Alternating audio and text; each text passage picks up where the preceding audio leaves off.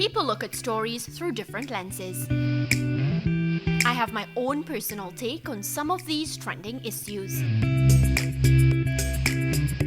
Hi, I'm Mariah Ramharack, and welcome to In Case You Missed It.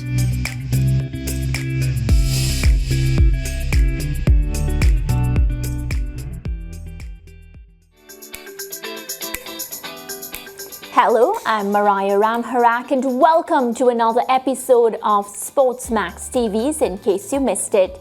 In today's edition, we are joined by a very special guest. Let's welcome newly appointed Windies women's skipper, Hayley Matthews. Welcome, Hayley. Hi, thanks for having me. Well, this is the first time we are chatting since you have been appointed Windies women captain. How have you been? Good. Obviously, since the news has hit, a lot has been coming in, but yeah, just taking it all in day by day.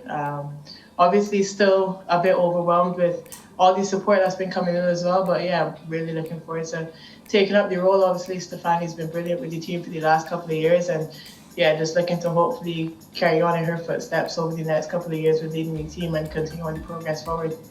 I think you'll be great, Hayley. How has it been though, the transition, from just being a player, you're just focusing on yourself, and now you have the responsibility of the entire team? Yeah, for sure it's a lot of added responsibility, but I do know within the team we have a lot of senior players that I can definitely lean on, that are going to help me out in the coming years. Players that are definitely up to help support me, which is obviously really good. Definitely going to have the girls backing behind me, and yeah, I still have so much to learn, have it be as a player, as a leader. I'm embracing it all with open arms, and yeah, really looking forward to the job at hand. Well, speaking about the players, what's your assessment of the crop of players that you are now tasked to work with?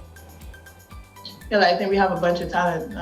We obviously have the world-renowned names, Stefani Taylor, DeAndre Doughton, Anissa Mohammed, and the list goes on. And look, we had a pretty exciting time at the World Cup that we just concluded in New Zealand.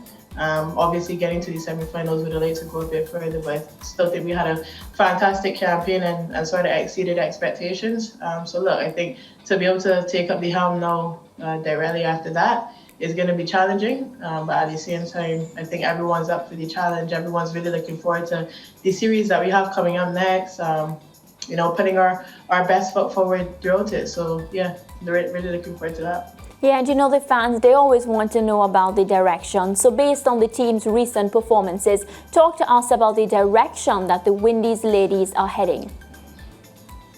Forward. I think that's the only direction we want to be looking to head at the moment. Like you said, we had a really good World Cup campaign and everyone's been working really hard. We just had the regional tournament concluded last month.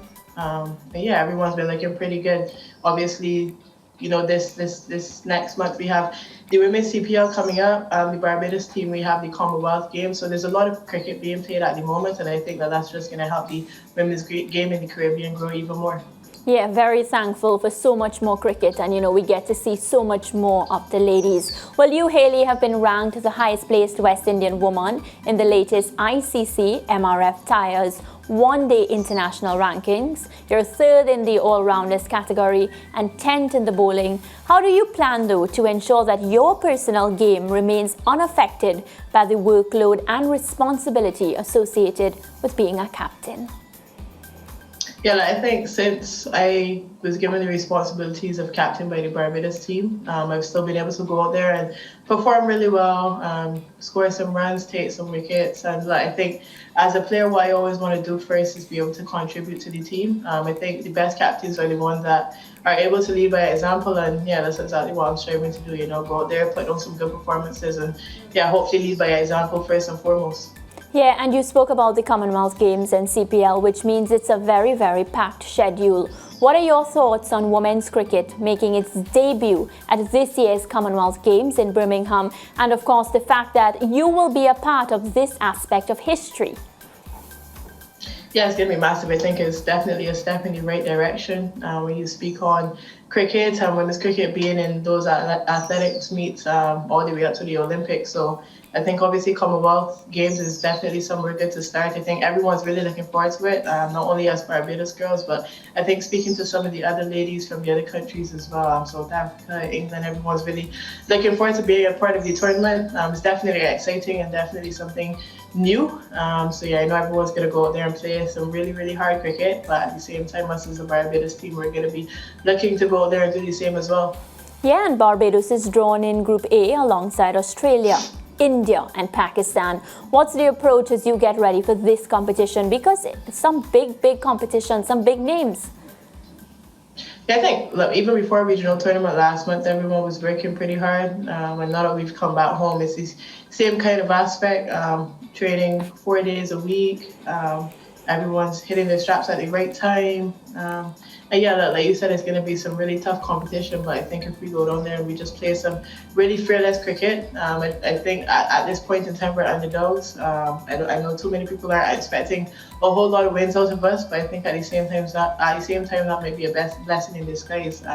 We're able to go out there and play some really free and fearless cricket, and I know the girls are going to have a fantastic time. It's going to be so important for the youth in the team to be able to get that kind of experience to play against the best players in the world, and even for our senior players, it's another opportunity to compete at the highest level of cricket, so we're all really looking forward to that.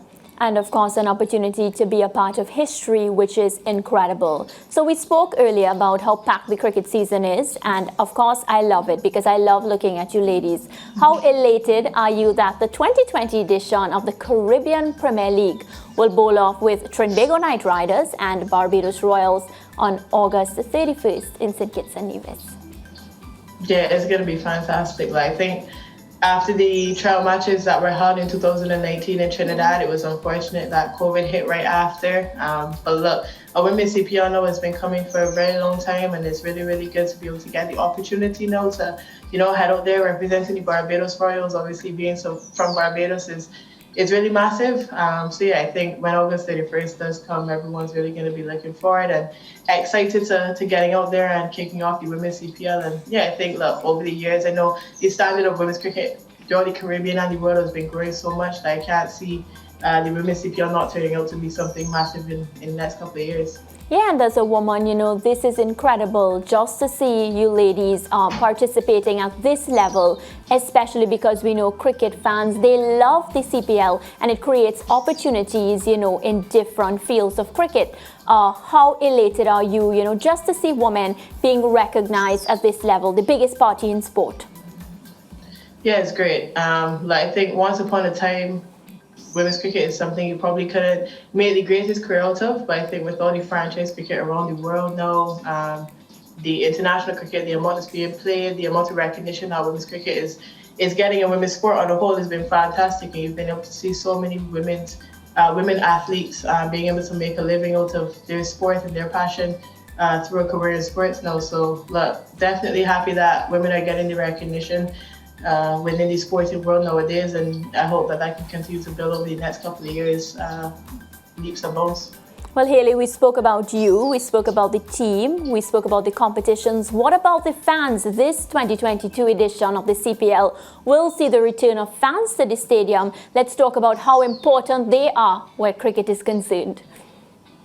Yeah, for sure. I think first and foremost, you go to especially a tournament like the CPL, the biggest party in sport is the slogan of it all. The fans are who kind of create that environment. I remember playing in the 2018 World Cup here in the Caribbean when the grounds were sold out, so the matches were sold out, and I tell everyone up to this day that the kind of energy that the fans brought are what really got us through those group stage matches, bringing the party and the live vibe to the game. So I'm really looking forward to playing in front of good crowds again, and I would encourage everyone to come out and support as much as they can. We're definitely looking to go out there and play some entertaining cricket, obviously with the 60 coming up as well, some new rules. So I think it's going to be a pretty fun time, and yeah, looking forward to having the fans come out and supporting again, playing in front of those crowds. Fun for sure, and I think you are the luckiest captain because you get to be the captain of your home team. Stephanie is captain in Guyana, and we have Deandra Doughton with Trinidad. So how honored are you to be leading your team for home, and it's the first time the CPL is being played for women?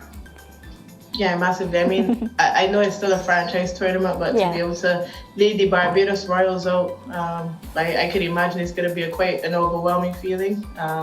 obviously so much pride and joy every time I step out there in Barbados colors, and like, I expect no different when I go there to represent the Barbados Royals. Like you said, pretty lucky to be given the opportunity to lead my home team. So yeah, I mean, hopefully we can have a good run. I know only 3 teams in the competition this year, but hopefully as the competition grows as well, we can get more teams being a part of it. And yeah, a lot more players leading their home teams as well.